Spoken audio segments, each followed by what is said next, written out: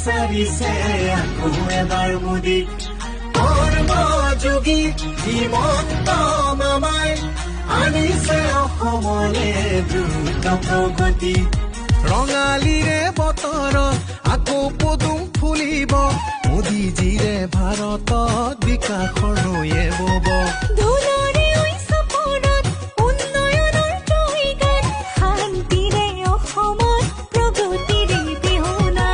অমৃতকাৰৰ বাবে আজি দেশ গতিময় বিকশিত অসমখনি হ'ল মোদীময়